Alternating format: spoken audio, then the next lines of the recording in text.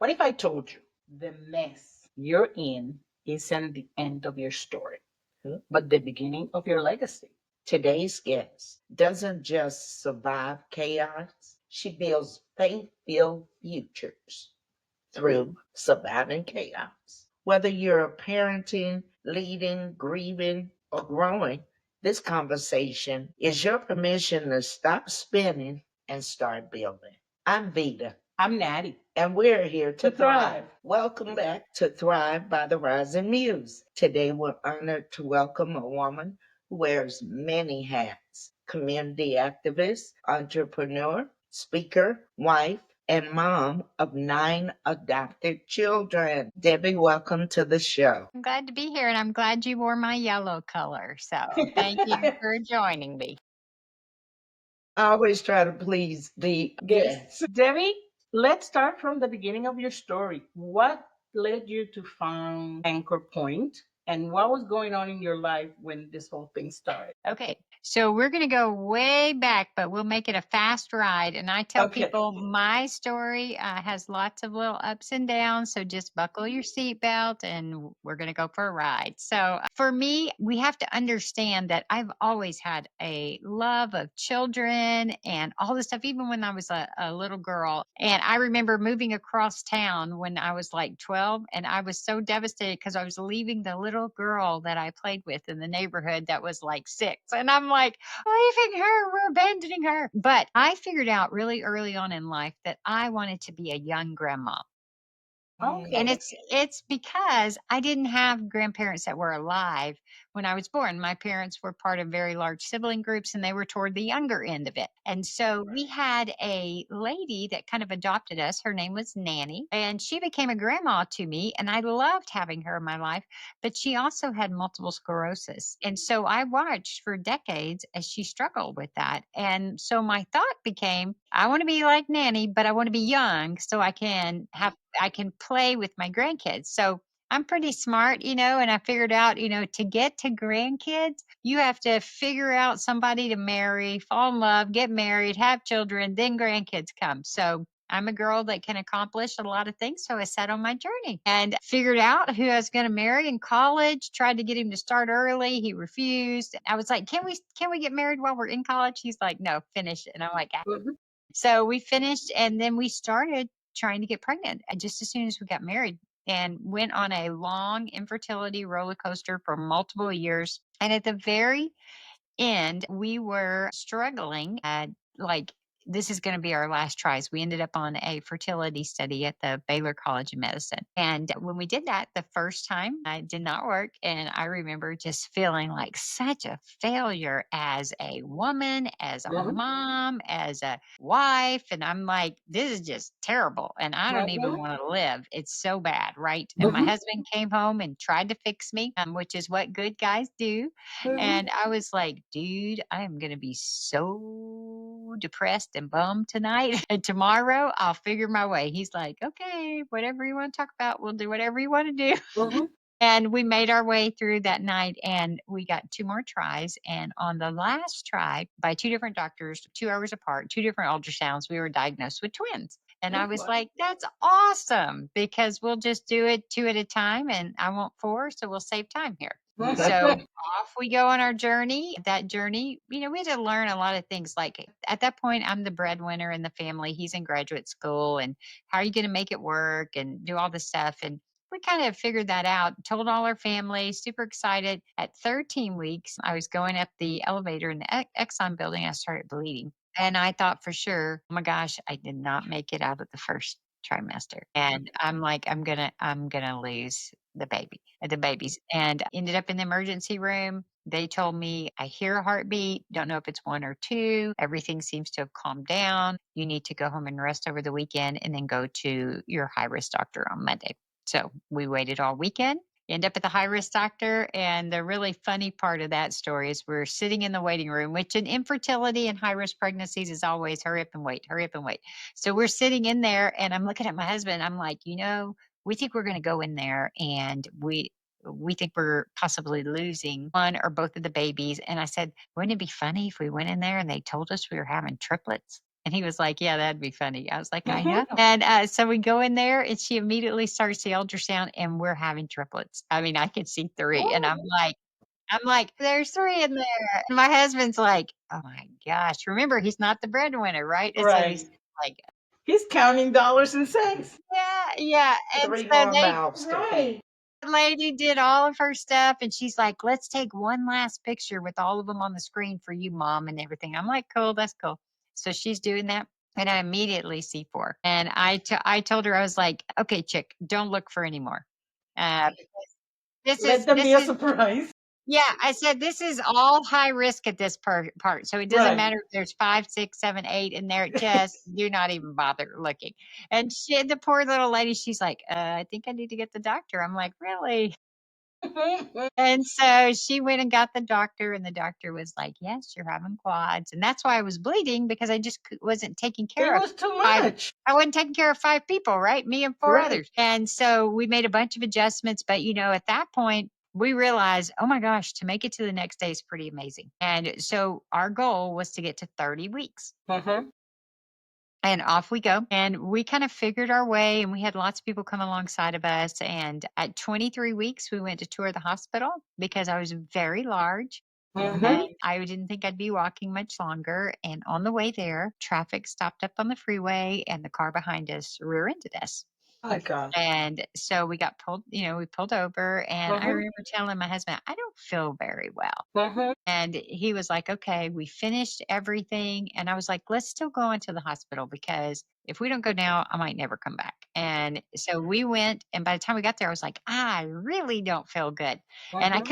I couldn't tell what was happening, but I was like, "I just don't feel good." So I convinced the hospital to check me in and see if I was having contractions because I was like, "I don't want to drive back home and have to turn around and drive back up here." And Right. so they did, and I was about 2 minutes apart, and they got that under control. And they said, "When you go home, you need to kind of take it easy." And we knew at that point to make it to the next day was a miracle. And so we continued walking. And at 26 weeks, I got up one morning and I was tooling around. And next thing I knew, there was water on the floor. And I was like, my gosh, my kidneys, they're sitting on my kidneys. I'm going to have to wear diapers the rest of this time. And I'm like, what? And it didn't dawn on me that it was That was your possible. water broke. Yes, because it's a first time for everything. Right. And so I was like, I'm gonna have to wear diapers. It's all vain. It's all Debbie at this point. And then I was like, it might be the water, the sac rupturing. And I was like, oh my gosh. So they said, come back to the doctor, and all that good stuff. And on the way out the door, I told my husband, I said, you better bring my bag because I can tell you that if it is the sac that is broken, they are sending me straight to the hospital and Right. I'm not going to be able to get up until the babies get here. Right. And he grabbed the bag, went to the doctor. They confirmed that that was the case. And they sent me to the hospital. And the hospital wasn't ready for me. And I wasn't ready for the hospital. So when I get there, by the end of the night, I'm just like, "Wah," freaking out because I'm like, this is like I've gone to prison. I'm stuck in this bed. And I'm like, oh, I just don't know what I'm going to do. And my mom and dad said, we're coming. We'll help you get comfortable. And I told my husband, I said, please stay the night, this first night. I know you can't do it all the time, but please stay the night. And so we did. And the next morning I woke up and I was like, dude, I'm having contractions. I could tell. And I said, go get the doctor. And so he went to get the doctor. The doctor came in and confirmed that I was having contractions and said that one of the babies was sticking their hand out my stitched cervix, waving to the world that I'm coming. And yeah, I'm coming. And at that moment, I was just like, It was 26 weeks? 26 weeks. So we hadn't got to Wow. 30, right? And I'm like, I don't know that they can help them at 26 weeks. And so I'm like, can we just like put the hand back in and Keep them pretend in that there for a little this longer? happened and keep on moving? And she's like, no, you're going to have to deliver the baby. And I was just like, okay. And at that point, because that was many, many years ago, medical technology was not available to save the boys. Babies that are born at 26 weeks or even younger are saved now. So if they Yeah. would have been now, they would be saved. I have a grandbaby that was born at 23 weeks. Mm. So they sent me to surgery to take the stitches out of my cervix, and then you go back in the room and you wait. Now, my husband did ask the doctor before I went into surgery. He said, "What about the other 3?" Mhm. she said, well, it will depend on what Debbie's body does and if Debbie can handle it. So we waited, and So little the Zach. idea was just to deliver the one that was waving and leave the other three in. Yes, and the problem is whether our bodies are uniquely designed to get rid of the rest of the stuff after a pregnancy, so it sees it as a threat. And Right. so that's the question as to whether my body would see it as a threat and try, And try to you push know, all the other three and out too. it's gonna try and protect me, right? Because now it's going invader, invader, right? And Right. so we waited. They brought little Zach was born. They put him straight in my arms, and the really cool thing was he took his little hand and wrapped it around my finger and just kind of squeezed as if to say, I'm here. And I held him and loved him, and just till he passed into eternity. And then we waited. And while we waited, they did blood work, and they just wanted to see what my body would do. By the time the blood work got back, I had 104 temperature. I was headed in a bad direction. The blood work confirmed all that. And they said they would have to induce the other three. So they induced, and about a couple hours later, Josh, Nate, and Chris arrived on the scenes, and we did it all over again. They put them in my arms, I held them, and they passed into eternity. And so, when you go to the hospital for pregnancy, you go because it's a very exciting time. And then now here I sit needing to plan 4 funerals. And that night, it was a long day, right? So that night, I really just tried to figure out, like, how in the world am I going to survive all this? My objective is to be a young grandma. I don't seem to be getting there. So I gotta And get I into the mom part first. Yeah. Right. Yes. And I've tried, and I've done everything I can think of, and I tried to do it all right. And I don't understand. And it's so painful. And I just don't, what do I do, and where do I turn? And for me, the only place I landed that I might be able to survive this with is if I just trusted God with my story. And so that is what I chose to do while in the hospital room, because I could figure no other way. Mm-hmm. And I just said, okay, God, I'm going to trust you with this. But at the same time, I don't know about you, but when I get in difficult situations, there's a question that comes up in me. And the question is, why me? Why now? Why my boys? Why? So this question is resonating in me, right? And I just want to hold on to it, and I just want to demand the answer. Mm-hmm. And God just said, I need you to give me your why. And I'm like, "No way." I'm like, "I like my why. It's my security blanket," because it justifies all my feelings, right? And I'm Right. like going, "If I just knew why," and he's going, "Give me the why." And here's what I learned. I learned that, if God himself would have showed up in my room and stood right in front of me and gave me an answer, or anybody else on this green earth, you know what? It wouldn't satisfy. No. It wouldn't. It wouldn't bring my boys back. Right. It wouldn't take away the pain. It wouldn't take Right. away the journey. Right. There's no satisfactory answer to why. Okay, so why is my stuck question? And that's why he wanted it. And I Mm-hmm. said, finally, I was like, okay, I'll give you my why question, but like, what do I do with that? Because you're Right. taking my security blanket. Mm-hmm. He's like, ask me a different question. And I'm like, what? Because I don't know what. And he was gracious enough to say, ask me, how do I survive?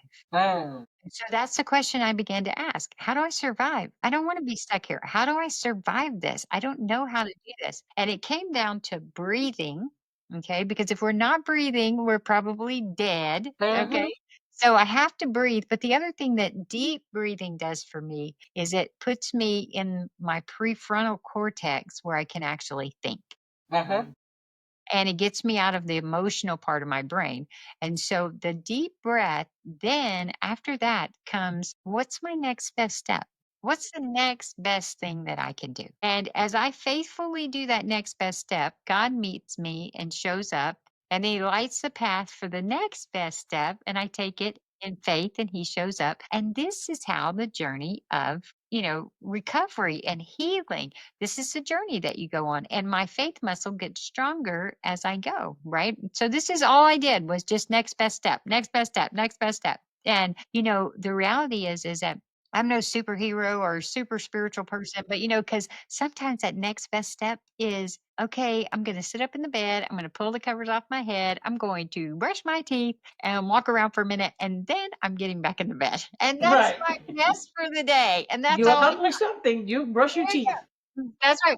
But that's my best for the day. But my next day, maybe I could go and do something bigger. And eventually it just gets bigger and bigger and bigger, right? And so we work. And I think the other important thing for people to understand is it's not the next right step. Because right can sometimes paralyze me because I'm wondering, is that really the right step? And so then I'm stuck. Oh, maybe, maybe not. I don't know what to do. So the next best step is just the next best thing I can think of. And if I have wise counsel and people who love me in my life that can help guide me, that can always help with that. But as I went through that healing journey, something really cool happened is that the question began to change. And the question went from how do I survive to ultimately how do I thrive? Because I do not want to be in the same emotional state and all the stuff that I was 30 plus years ago.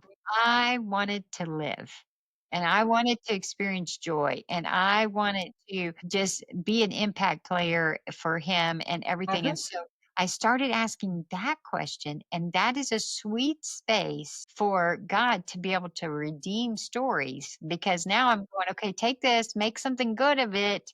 You promised you would. And that opened the doors for lots of ministry opportunities for people who had lost children, our grief groups. It led to us doing the adopting the 9 children that we have. And then God was like, I want you to start Anchor Point. And I'm like, okay, but it impacts literally thousands of families every year and has for 15 years and will live long past my time here. So, I mean, it is a great way to kind of redeem the story and then writing the heart of legacy. So I would tell you all these things in my life that are going on now are because I went through the difficulty of losing the boys and learning to trust and to work through the healing process and all of that good stuff. And those questions that I asked then, those are the same questions I ask now, even as a mom, even as a CEO, when something comes up, why comes up, I have to put that down and then I got to go to my next questions.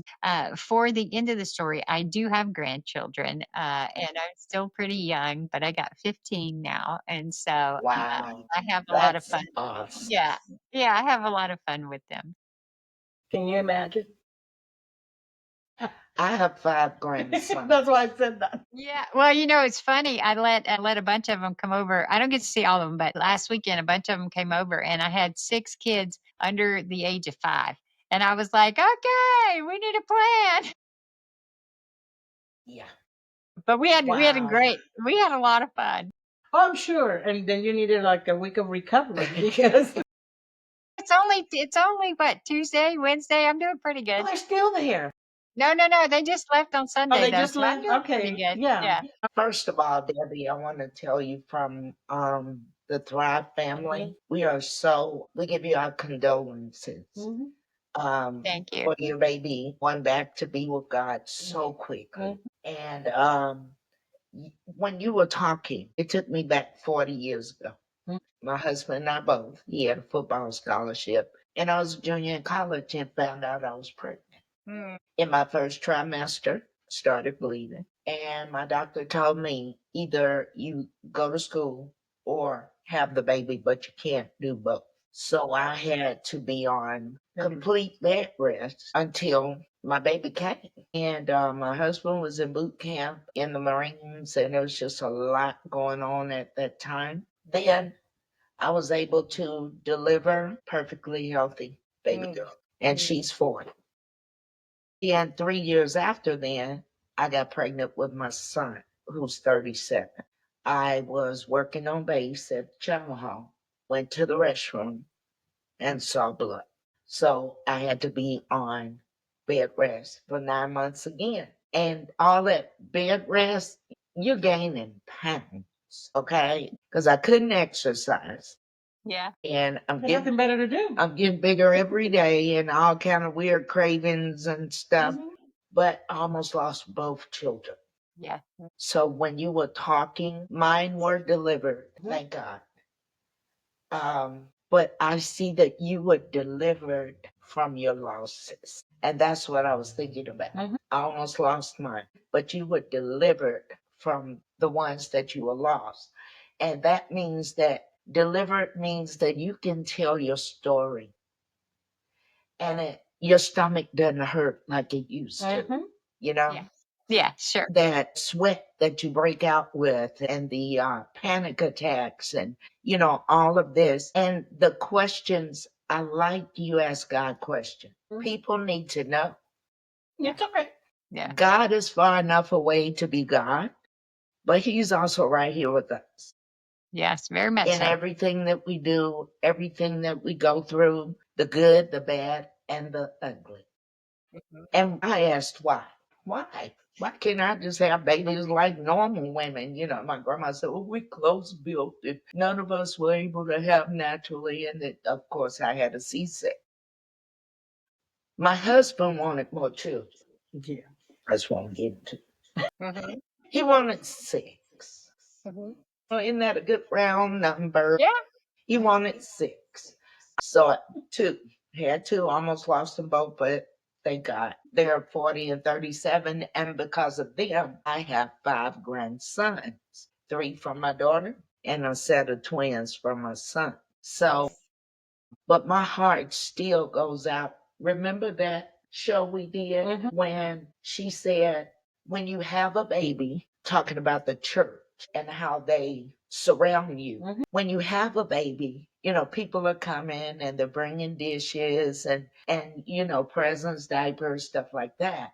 But what happens when the mother goes in the hospital expecting to deliver and she comes home empty-handed and with none of the 4 that you went in with? And we were talking about that we need more support from the church, not just on live births, because a woman's body is still going through that transition. It's not like your body says, oh, they didn't make it, so I'm good. No, you're still going through that process of delivering because you delivered. Right. But you go home, where are the casseroles? The people coming to visit. And the reason is they don't know what to say. Correct. Yeah.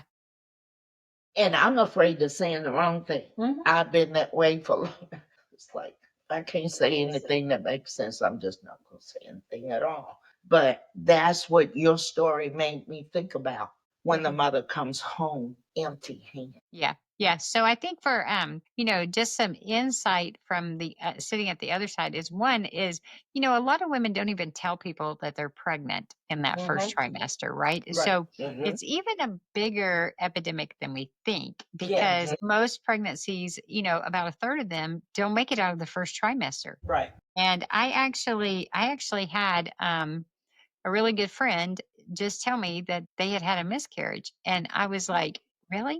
And now they're pregnant again, but they hadn't told anyone. And he was telling me how difficult it was for her. Well, the reason it was difficult is because we have kept it as kind of this secret.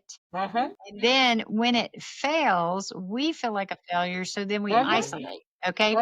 So, I want to be excited and I want to tell people, but I'm cautious in that first trimester, right? Because I don't want to get my hopes up too much. And how will I do? But if you don't have safe people that know and can come alongside you, like even if it's just one other couple or 2 other couples or 2 girlfriends or whatever, then we are setting ourselves up for a real challenge if something comes our way because we have chosen at that point to isolate. Same thing happens if I have children who misbehave a lot or, cause disruptions. Maybe we don't even go to church because it's so disruptive. And so we've isolated. Well, that is exactly what Satan wants us to do is to isolate us from the community that we desperately need. And so we on this side have to be very brave to be open to trusting people with our story, safe people with our stories. And then I have to be helpful in guiding you to help me. And I don't always know how to do that, right? So I have to be helpful, but I tell people all the time, I said, don't say nothing. Just give them a hug Right. and just bring the meals, do the thing, and just, give them a Starbucks card, and anytime I'm working with a lady, I'm like, look, I'll go howl at the moon with you. We'll lay on the beach. We'll do whatever. I just need you to call me, as soon as Right. you're like going south, because it's not about like fixing you. It is about you just need safe community, praying over you, speaking into your life, breaking those things that can pull you away. And that only happens in community. And that's just the way it is. That's the way God's designed it and Mhm. everything. It's hard if, I mean, nobody knew I had infertility issues for Mhm. 5 freaking years. Mhm. That's a long time, Mhm. and I'm going, there was just plenty of emotional roller coasters right there that I'm going, people just didn't even know because I didn't tell them, and I struggled with that, right? And I that's can that. tell you, and when we talked before, my story and yours are similar in the Mhm. fact that I wanted to have kids since I was 15. Yeah. I always had that urge. And when I got married, it wasn't happening. We went into treatment, it wasn't happening. Nobody knew that we were even trying. Nobody knew what was happening until I had my first miscarriage. My mom didn't even know, and we lived in the same land in a way because our houses were in the same place, and she didn't know. The only reason she knew is because I had to run to the hospital, Yeah. and so she saw me coming out of my house on my way in a gown on my way to the hospital. But she didn't know. So yeah, we insulated ourselves because at least you said it. I was taught you don't tell anybody until after the first trimester, right? Because you don't know if it's, what's going to happen, and you don't buy anything. Hmm. Yeah. Until the first trimester. Yeah, I didn't adhere to that. I went crazy and I had bought stuff and put it in the closet so that anybody visit no, because I was excited. Right. Yep. And then it didn't happen. And it was rough. It was rough. So yeah, and the second time it happened, again, nobody knew. Yep. Nobody knew. My husband didn't know. You knew? I did, but he didn't. Well, at Because least one person had to know. that was good. Yeah, because no, because I had had that experience. I didn't want to, create expectation, and then I didn't make it out first trimester either. So yeah, it was, and then now I have one that I didn't birth either, Yep. but he's here, and uh, I joke around because I said I wanted four, and they're all in that little body. They're all in Yeah. there. 4 in 1. They're all Yeah. in there. Well, and what's interesting is that, fear so easily can creep in. And Yes. that is really just the doorway that we allow Satan to walk in. And Yeah. we do it like really unknowingly based on just things we do, and Mhm. so I'm going, we set ourselves up. And I we were very blessed when we came home from the hospital. I have, other than God had me do it. I don't know why I did this, but when we came home from the hospital, I told my husband, I said, we need to write a birth and a death announcement and send it to everybody that we know. And so we wrote this beautiful thing that was this birth. It was just a little one pager. It says, welcome to the world. And then, that they've passed on into eternity and stuff like that. And we sent that to everybody we knew.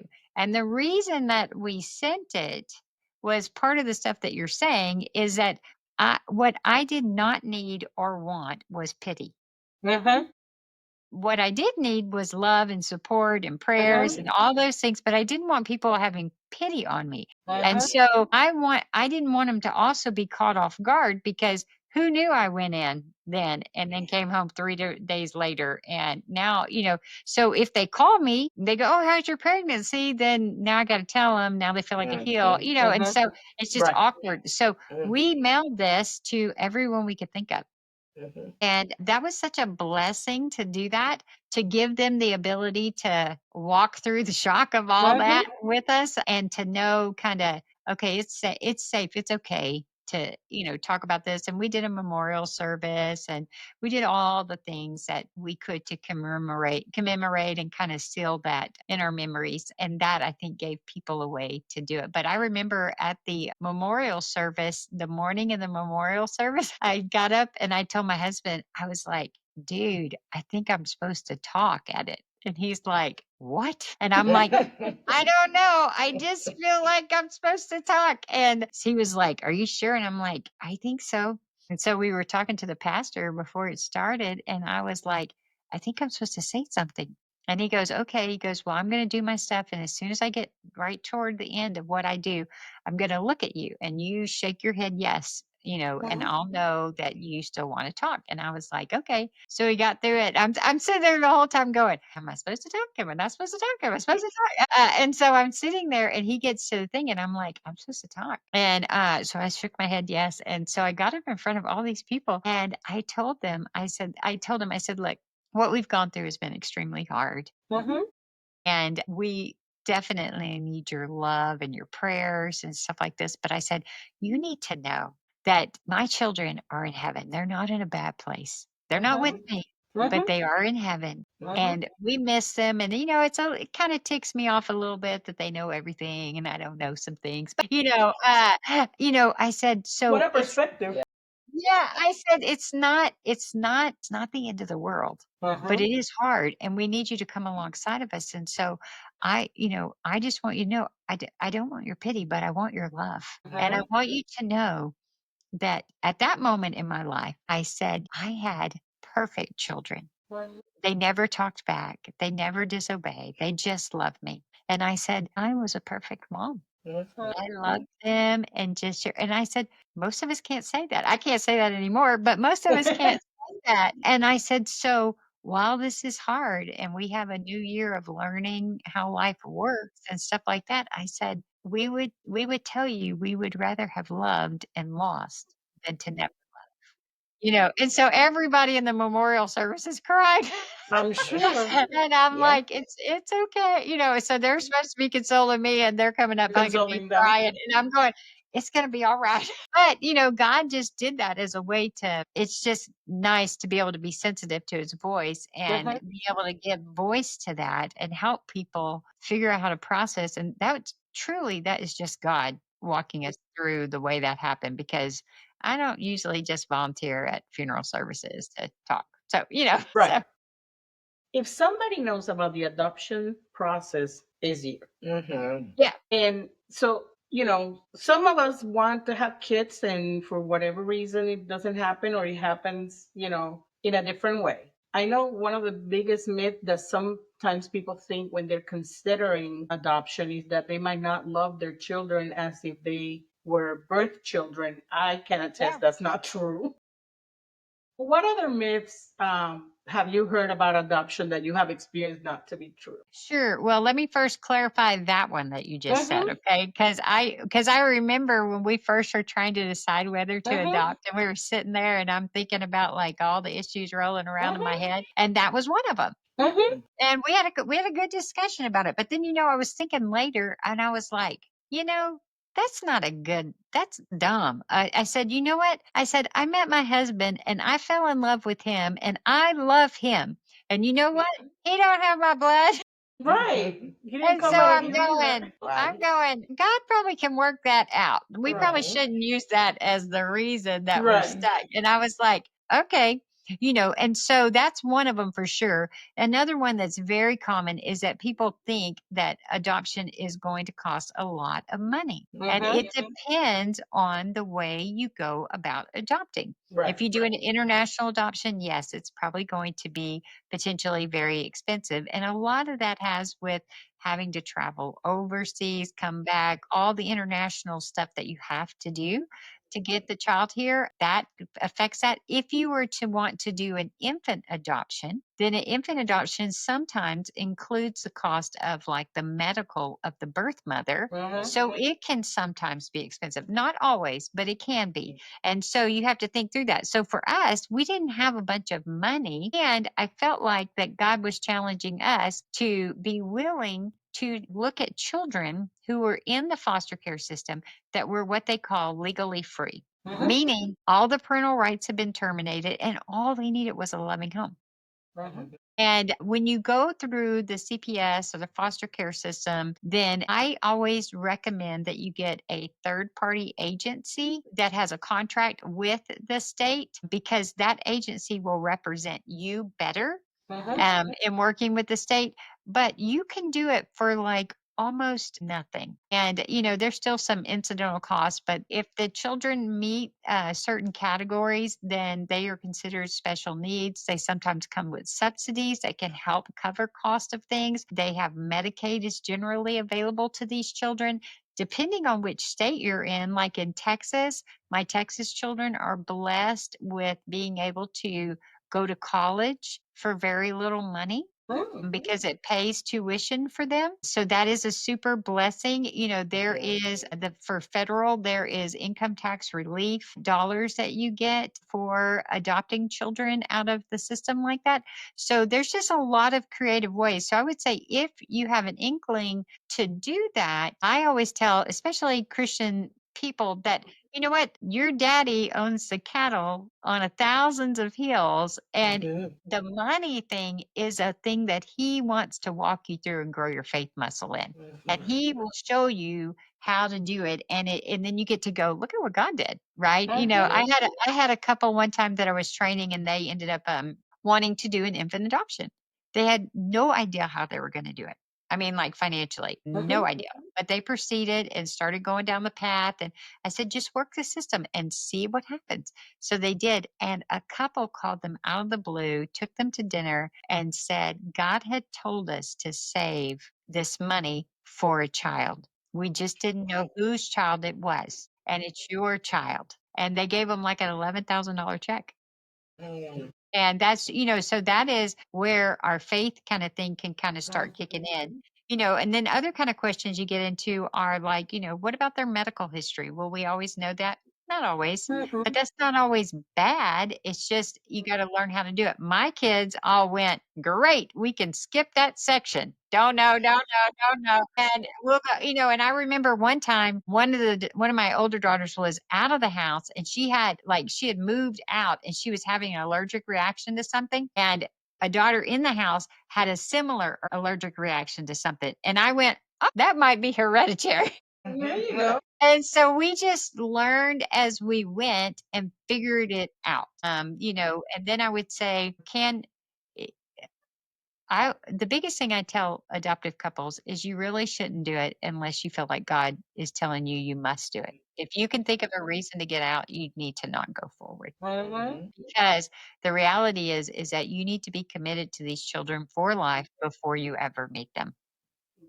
Okay, you can read up on all their files, talk to all their caseworkers, do all that type of stuff. But before that child interacts with you, you need to be committed long term, and there's no out. And if we leave room for the out, then it gets easy. Yeah.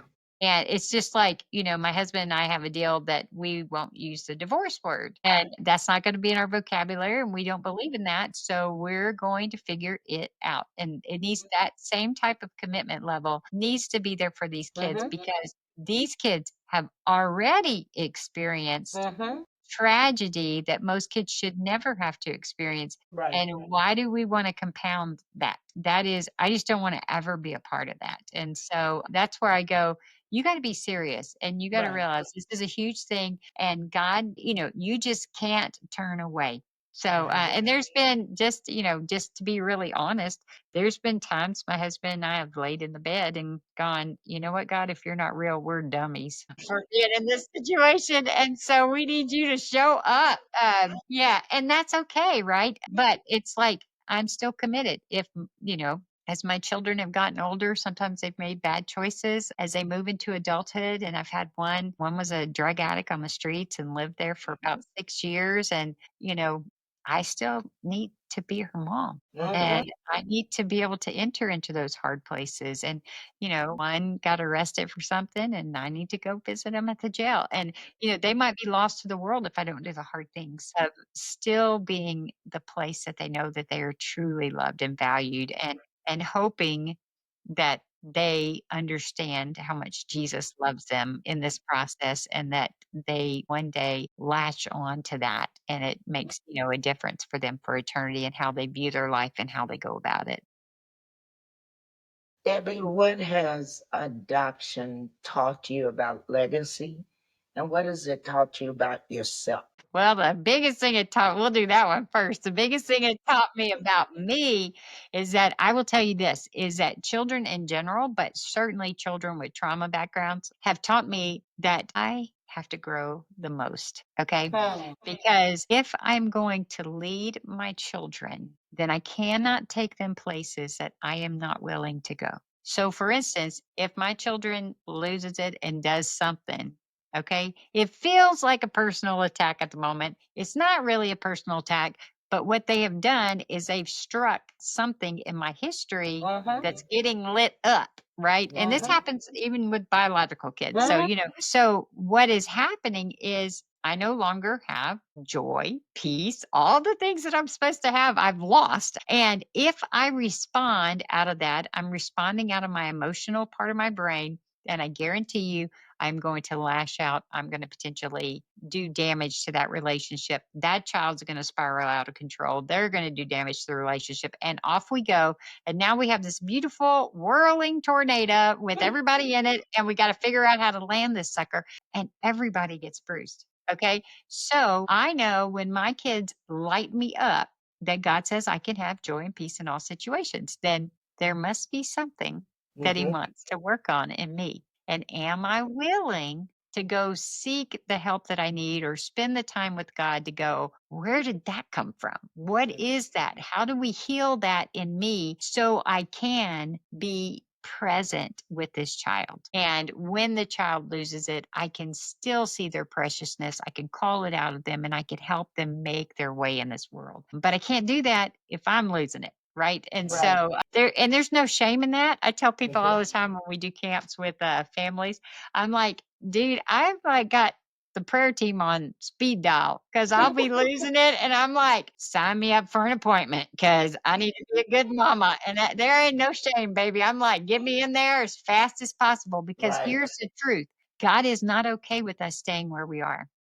So God, if He's gracious and He's loving, but He doesn't relent, if I don't deal with it that time, guess what? He's going to be gracious enough to give me another chance, right? And I'm going to get lit up again. I know. So I'm like, sign me up, girlfriend.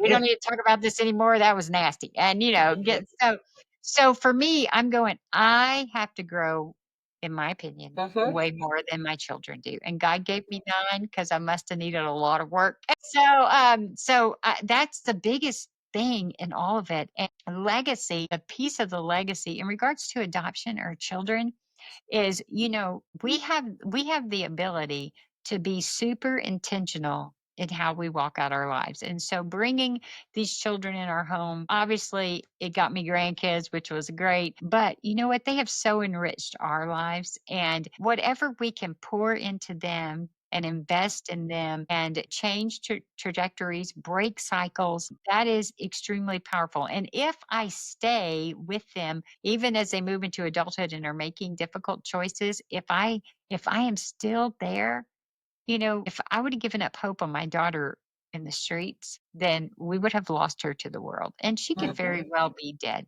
Um, and now she's off the streets, been off the streets for about 3 years, and she's sober and she's working and she's pursuing the things that she needs to do. But that changed everything for her. Right. I mean, and she's got her stuff to deal with and she's got to make her way. But, it's pretty amazing that God lets us participate in that and have that privilege and then all the joy that comes with all the rest of it. And is it hard? Yes, it's very hard at times, but it's still very good. Yes. We don't look back and go, "Oh, I wish I would have never gone through that." We're like, "No, we're good. We're going to make this." So, You created a tool called BEST strategy. yep, the Can you best walk us strategy. through what is that and how it works and probably how Yeah. it helps us with all this Yeah, information? okay. Yeah. So here's the deal. When I talked about like how do I survive? I breathe and I do the next best step, right? So the best strategy is just a way to think about how you can figure out what your next best step is. So the B is very easy. It's breathe. Right. Okay. So that's pretty easy. Okay. Then we need to evaluate. And evaluate just means write down the facts, not all the emotions that are running around, but like this happened, this happened, whatever it is, just write it down to kind of get perspective. Okay. Then the S is really to step back. Okay. Go do something else. Go take a walk, exercise, get oxygen flowing to your brain, remove yourself from the situation, even if it's just 5 minutes or 10 minutes. Okay. Look somewhere else. Don't just stay focused in your mess and then come back. And then when you come back, you'll bring a whole fresh set of eyes, or you maybe have pulled friends in to help you think through it. If it's big things, and stuff like that. And then the T is to take action. So, what is that step? Okay. And this is just a process we want to go. But, the breathing is important. Getting facts versus fiction written down and getting some space. I always make better choices after I give myself a little bit of space. And it's Mhm. okay as parents or whatever to say, I need to think about that. Or Mhm. I'll get back to Mhm. you. And those are okay things, right? And then let's do it. Let's take a step and let's do it. And then let's work through that again. We can breathe, we can look at the stuff and we can keep going. So, for me, I just really like for it to be easy and practical. And because in intense situations, I don't have a lot of brain power. I'm like, "Oh, what do I do?" So breathing, okay, I can remember to do that. Okay, Mhm. yes, let's breathe. So that's how that's laid out. I'm gonna make you laugh a little bit. My baby's 4, and I'm Mhm. trying to teach them, because they are right now trying to figure out emotions at Yes, this age. So I usually tell him to breathe, but when he's really mad, he tells me I do, that's and right. I tell him you have to because if you Yeah. don't breathe, you die. Yeah. Well, And he and you looks know at me. what? And what he's doing is exactly normal. When we're in camp Uh-huh. and I have a kid that's super agitated, they're like, I'm not breathing. And I'm like, I need you to do it, buddy. Uh-huh. I need you Mhm. to do it with me. And so we'll work through it till they get through. But we all don't want to do the thing that we Mhm. need to do, right? Right. Mhm. But it's funny that, what's super cool is he's completely aware of it. Yeah. Right? And so I Yeah. mean, that he's going, "No, I'm not doing that." And I'm like, "Okay, well, Yeah. let me know how that works And he for goes, you." just, Yeah, just yeah, that's because funny. he's still learning, how to regulate. I'm learning how to regulate. That's all. I mean, the fact that he even recognizes that he needs to do it is great. Yeah. And so just celebrate the heck out of when you see him do it. Right. Or the other thing you can do is call him on it before it has to happen. So Mhm. but what you can do is you can just say, "Thank you so much for breathing so deeply. I just really appreciate that," before he even has the time to tell you, no, he's not going to do it. And Right. then he's got a dilemma because he's going, "She told me thank you. I got Mhm. to Not gonna deliver. Now I gotta do that." And so I'd much rather have my kids thinking more than me. So I'm like, "Oh, thank you so much for doing that. That was wonderful." And see, you just make it fun like that. So I like that. yeah. The best strategy, you say that it helps people move from chaos to clarity, especially in the middle of mess. Can you share with us some of the feedback you've got from people who use that? Yeah. So I will tell you that, or I'll give you one example for me at Anchor Point as a CEO. Okay. So as a CEO, I ended up getting several years ago, a lawsuit, an employee lawsuit. Okay. And the why questions all came up, all that good stuff. And I was like, I did it right. It shouldn't happen, whatever. And I was like, okay, I need to breathe. Right. And so I started breathing and I rode down the steps. And, I landed on that my next best step for me was I needed to call the attorney. Mhm. Okay. That's probably a pretty darn good idea, Mhm. right? Oh yeah. But I wasn't thinking about that when I was Uh-huh. all wound up in it, right? And so it is so easy to apply even in situations. But I have some company owners that I work with, and, sometimes things get Uh-huh. exciting in kind of a bad way. You get this challenge that you weren't expecting. And just to walk through those steps, just the breathing alone gives you about a 50% chance of getting it better. Uh-huh. And the breathing gives you the perspective.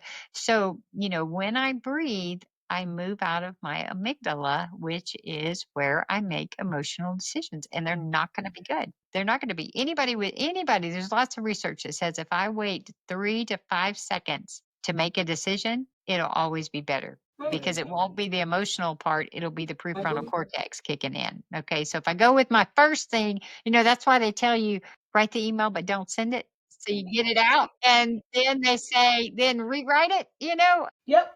because your second time is gonna be way Yeah. better, right? Yeah, and so We're that's what I laughing because we had a situation this week oh, there you go, where, yeah, yeah, and I yeah, was sending that email, yeah, and my 10 cooling off pages. time, it was going to be 3 to 5 business days, not 3 to 5 minutes. yeah, I was hot. yeah, yeah, But and see I had to. and see if I go in that situation, I go, "Okay, if I can breathe long Mhm. enough," and just simply having somebody challenge me by going, "Okay, you don't seem to have joy and peace." Mhm. And that's what you tell me. You're a follower of Jesus. You're supposed to be able to have that. Mhm. So if you're supposed to have that, how are we going to work that out? Right. Because, and so I think that that is where being just so simple and so easy and it applies to anything. I had a Mhm. staff member today that was telling me about an issue, and I was like, girlfriend, I need you to Mhm. breathe and we need to do this. And I was like, you could go there. You could go there and it would be emotional and it would take you down the wrong path. Mhm. Or you can choose to take those thoughts captive and move over and choose to approach it this way. And I said, even if your negative thoughts are right on, you'll be better approaching it this way. Mhm. And God will reveal whatever needs to be worked out. But Right. I'm going, you're going to go the wrong way. So I think it's a matter of having healthy people in our lives to help us balance and walk through that in community. And then also just having something simple that Yeah. gives us the ability to do it without like having to overthink. And, you know, people will say 10-year plans, 5-year plans. Things change so fast now. I have a week plan of the most right now. Yeah, and so I'm going, I just need to go from out of control or stuck to movement.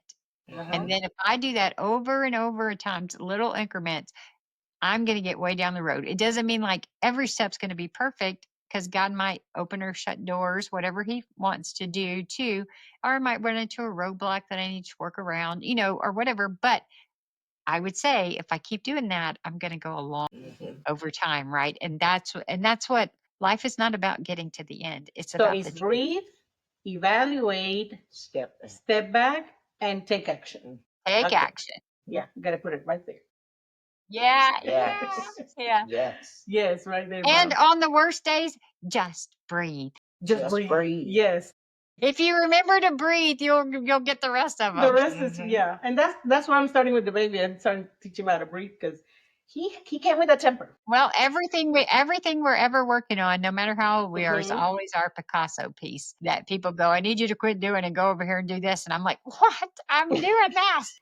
So that's all he's doing. He's like, this is my world. Right. You're messing Mhm. with it. So So what's in the near future for Anchor and for you? sure. Yeah. So Anchor Point, we obviously do a lot of therapeutic camps and we have our camp coming up and then we do a lot of work with families. If you have people who like to pray, I always encourage them to go to our website and get on our 911 text prayer string.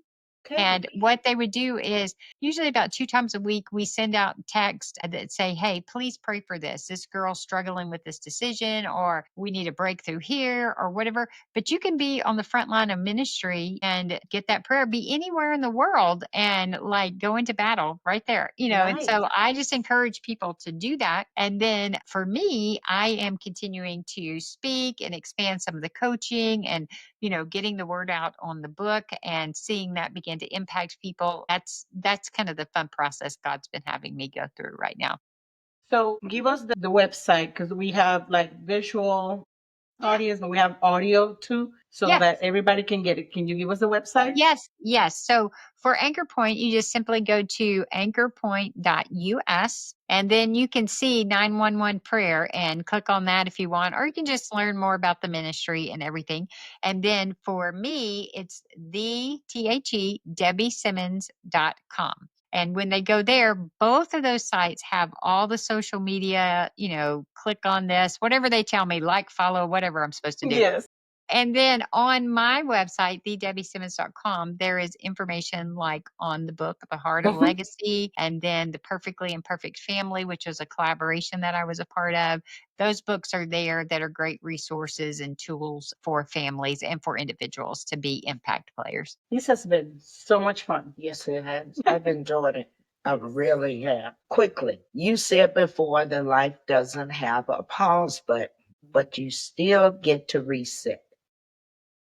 Can you just give us a brief view of what that would look like if someone was confused and didn't know what to do the next moment? Yeah. So life is always moving, right? And it's always going. So we can't like just stop everything and evacuate or like get out. And, we wish we could, but life continues to go on down the road. And so when I'm dealing with a child that loses it, we can't stop. But you know what we can do? We can redo and kind of reset and get back on track. Because, especially with a kid, if we redo the situation and let them have a different ending, then what we do is we wire in their brain the right way to do it. Okay, so always ending on the best scenario is what wires kids' brains the fastest and will get lasting change with the kids. So in the kids' world, we call it a redo. You just do, if you came in and you mouthed off to me or whatever, then we just time out and you did a great job doing it bad. Now we're going to do it right. And we're going to go back and we're going to do it right so you can be successful. And as soon as you do, you're going to get a high five. We're going to be good. We're all good to go. And off we go.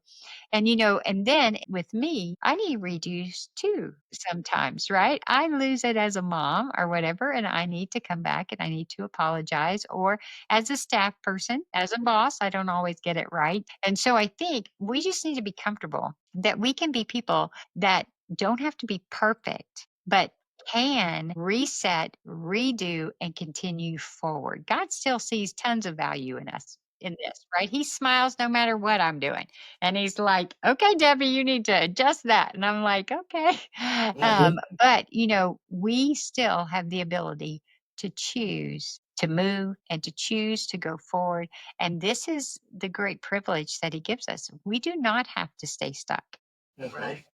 But sometimes we need to be courageous and we need to be brave and we need to be willing to lean into that next best step type thing and trust God in the process. I will tell you, my faith muscle is way stronger after all these years. I'm sure. And people go, "Oh, you have such great faith." And I'm going, "Chick, I learned that with 1 pound weights a long time ago, over and over and over again." And I said, you can't just come alongside me and go, "Oh, my faith stinks." I'm going, "No, you're a beginner." And so let's learn together and use my bigger faith muscle to help you get you a big faith muscle. And before you know it, you'll be ahead of me and you'll be helping me grow my faith. So I think that that's the important thing is that it's a journey and it's okay to need redos and it's okay to have to do those things. And, the world may tell you it's not, but you know what? We don't perform for them. We perform for an audience of one, and that's God. And he smiles when he looks at us. That was good. Thank you, Debbie, so much. For everybody listening, we will have a link to Debbie's site, her books, her coaching. You are also find her best strategy guide, which we highly recommend downloading. I think I saw it on your website that you can just put your email and your name and get it, right? Yeah. So I'm just delighted to have had you here. I love this conversation. I've learned a lot. I'm ready to put some of those things in practice. I know I am. Good. And whether you're a parent, a leader, or someone just trying to make it through the day, Miss Debbie has given us tools, language, and a deep sense of hope. And we're so grateful for that. You're welcome. You're welcome. It's been a pleasure. And you're always welcome whenever you have a next project. Yes, ma'am. Welcome to the Thrive family. All right. That's great. Have a good day. If this conversation stirred something up in you, share it. Send it to a friend who needs to reset. Subscribe, rate, and leave us a review so more people can join the Thrive community. Remember to follow us on social media. We are at the Rising Muse on all platforms. Remember, you're going to help us get to 1,000 subscribers on YouTube. And let's be real. If you're feeling stuck or overwhelmed, you're not alone. There's help and there is hope. And if you're experiencing a mental health crisis, dial 988. If you have a friend or a loved one experiencing a mental health crisis, dial 911 or take them to the nearest emergency room. And if you're in a domestic situation or you're even just unsure, you can call 800-799-7233 or text 887-888. Please make sure you're in a safe place when you're making this outreach. So until next time, we'll be here cheering you on as you rise. And don't forget to thrive. Bye-bye. Bye-bye.